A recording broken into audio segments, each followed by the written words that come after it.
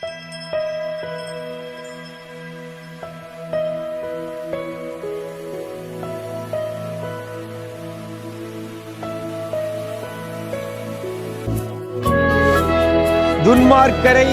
மிதிப்பீர்கள்.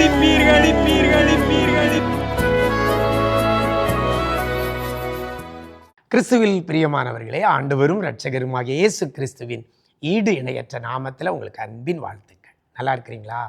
எல்லாரும் ஆண்டவர் கிருபையில் நல்லா இருப்பீங்கன்னு கர்த்தருக்குள் நம்புகிறேன். ஒவ்வொரு நாளும் இந்த விசேஷித்த வார்த்தை நிகழ்ச்சி மூலமாக வேதத்திலிருந்து ஒரு வசனத்தை உங்கள் முன்னால் வைக்கிறதுல மிக்க மகிழ்ச்சி அடைகிறேன். நீங்களும் அந்த வசனத்தை கேட்டு அந்த வசனத்தின்படி நிறைவான ஆசீர்வாதத்தை தேவ சமூகத்தில் ஜெபித்து காத்திருந்து பெற்று வருவீர்கள் என்று கர்த்தருக்குள் நம்புகிறேன். அநேகர் சொல்லுகிற சாட்சி இந்த வார்த்தை பிள்ளைகளை பலப்படுத்துகிறது நினைத்து மனதார ஆண்டவருக்கு நன்றி சொல்லுகிறேன். இந்த நாளிலே கூட கர்த்தர் நமக்கு தருகிற ஒரு வார்த்தை மல்கியாவின் புஸ்தகம் 4ஆம் அதிகாரம் 3ஆம் வசனத்தில் இவ்வாறாக சொல்லப்படுகிறது. துன்மார்க்கரை மிதிப்பீர்கள் என்று கர்த்தர் சொல்லுகிறார். எனக்கு அருமையான தேவ ஜனமே, வேதம் சொல்லுகிறது துன்மார்க்கரை மிதிப்பீர்கள். எனக்கு அருமையான தேவ ஜனமே, என் ஆண்டவர் சொல்லுகிற ஒரு காரியம், துன்மார்க்கரை மிதிப்பீர்கள் என்று கர்த்தர் சொல்லுகிறார். இன்னைக்கு நம்மளை நிறைய பேர் மிதிச்சுக்கிட்டு இருக்கலாம். நிறைய துன்மார்க்கர்கள், நிறைய மனிதர்கள், சத்துருக்களாக இருக்கிறவர்கள், எதிராக இருக்கிறவர்கள் நம்மையும் நம்முடைய குடும்பத்தையும் மிதித்து கொண்டிருக்கலாம். சில வியாதிகள் நம்முடைய சரீரத்தை மிதித்து கொண்டிருக்கலாம். சில பிரச்சனைகள் நம்மை மிதித்து கொண்டிருக்கலாம். என் ஆண்டவர் இன்னைக்கு சொல்லுகிறார், துன்மார்க்கரை மிதிப்பீர்கள். மிதிபட்டு கிடக்கிற தேவ பிள்ளையே, மற்றவர்களால் மிதிக்கப்படுகிற சூழ்நிலையில கிடக்கிற தேவ பிள்ளையே, இன்றைக்கு கர்த்தர் ஒரு வாக்குத்தத்தத்தை சொல்கிறார். நீங்கள் இவ்வளவு நாள் மிதிபட்டிருக்கலாம். இன்னைக்கு கர்த்தர் சொல்கிறார், துன்மார்க்கரை மிதிப்பீர்கள். எப்படி இந்த கர்த்தர் இந்த வார்த்தை சொல்கிறார்னா, அந்த வசனத்தில் அடுத்தால சொல்லப்படுகிறது, நான் இதை செய்யும் நாளிலே அவர்கள் உங்கள் உள்ளங்கால்களின் கீழ் சாம்பலாய் இருப்பார்கள். துன்மார்க்கரை மிதிப்பீர்கள் என்று சொல்லிட்டு கர்த்தர் சொல்கிறார், நான் இதை செய்யும் நாளிலே. அப்போ துன்மார்க்கரை மிதிக்க வைப்பதற்கு கர்த்தர் ஏதோ ஒன்றை செய்கிறார். கர்த்தர் செய்கிறார். இதுவரைக்கும் நீங்க மிதிப்பட்டிருக்கலாம். மிதிப்படுறவங்க கீழே கிடப்பாங்க, அப்படித்தானே? மிதிக்கிறவங்க மேலே நிற்பாங்க. அதான் நமக்கு தெரியும் எல்லாருக்கும். ஒரு நபரை மிதிக்கணும்னா அந்த மிதிப்படுகிற நபர் எங்க இருக்கணும்?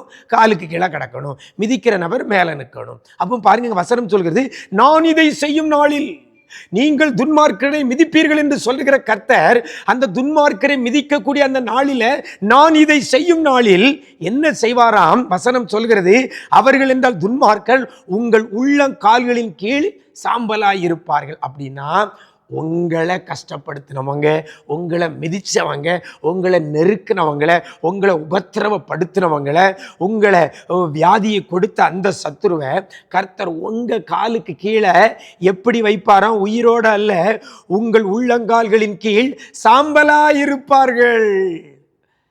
உங்களை மிதிச்சவங்களை, உங்களை ஒடுக்கினவங்களை, உங்களை நொறுக்கினவங்களை கர்த்தர் என்ன செய்கிறார்? உங்க உள்ளங்கால்களின் கீழிலே சாம்பலாய் கர்த்தர் வைக்கிறார். தான் கர்த்தர் செய்கிறார். இதை செய்யும் நாளிலே, கர்த்தர் இதை செய்யும் நாளிலே நீங்கள் உங்கள் சத்துருக்களை மிதிப்பீர்கள், துன்மார்க்கரை மிதிப்பீர்கள். கருமையான தேவ ஜனமே, இந்த ஆசீர்வாதம் கர்த்தர் நமக்கு தருகிறார் என்று சேனைகளின் கர்த்தர் சொல்லுகிறார். அப்படின்னா யாருக்கு இந்த ஆசீர்வாதம்? ஒரே ஒரு காரியம் தான் இதில் சொல்லப்பட்டிருக்கிறது. அதில் பார்த்தீங்கன்னா 2ஆம் வசனத்தில் சொல்லப்படுகிறது. எப்படி சொல்லப்படுது? என் நாமத்துக்கு பயந்திருக்கிற உங்கள் மேல். கர்த்தருடைய நாமத்துக்கு யாரெல்லாம் பயந்திருக்கிறீங்களோ, கர்த்தருடைய நாமத்துக்கு பயந்து நடக்கிறீங்களோ, அப்படிப்பட்ட பிள்ளைகளுக்கு இந்த ஆசீர்வாதத்தை கர்த்தர் தருகிறார். இனி நீங்க மிதிபட மாட்டீங்க. மற்றவர்கள் மிதிக்கக்கூடிய இடத்துல உங்களை வைக்க மாட்டார்.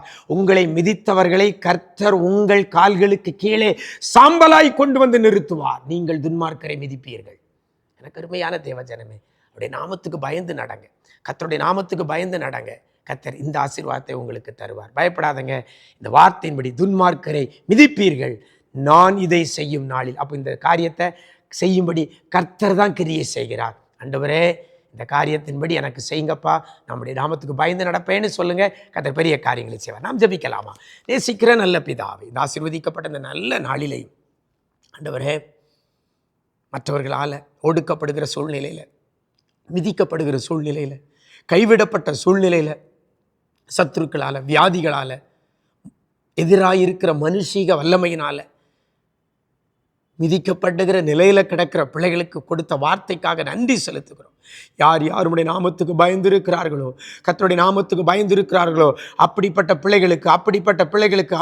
பிள்ளைகளுக்கு என் தேவனாகிய கர்த்தர் பெரிய காரியங்களை நீர் செய்ய போறதற்காய் நன்றி செலுத்துகிறோம். துன்மார்க்கரை பிள்ளைகளுடைய கால்களுக்கு கீழே சாம்பலாய் கொண்டு வர போறதற்காக நன்றி செலுத்துகிறோம் ஐயா. என் தேவனாகிய கர்த்தர் இதை நீர் செய்கிறதற்காக நன்றி செலுத்துகிறோம். பெரிய காரியங்களை செய்யுங்க, நன்மையும் கிருபையும் தொடரும்படி கிருபை செய்யுங்க, இதிலும் பெரிதானவைகளை காண உதவி செய்யுங்க. இரத்த கோட்டைக்குள் மறைத்து கொள்ளுங்க ஆண்டவரே. பிள்ளையுடைய துக்கம் எல்லாம் சந்தோஷமாய் மாறட்டும். மீட்பர் இயேசுவின் மூலம் ஜெபிக்கிறோம் நல்ல பிதாவே, ஆமென், ஆமென். பிரியமானவர்களே, கர்த்தருடைய நாமத்துக்கு பயந்து நடக்கிற பிள்ளையா இருங்க. துன்மார்க்கரை உங்க காலுக்கு கீழே சாம்பலாய் கொண்டு வந்து நிறுத்துவார், நீங்கள் மிதிப்பீர்கள். அப்படிப்பட்ட கிருபையை கர்த்தர் தருவார். God bless you.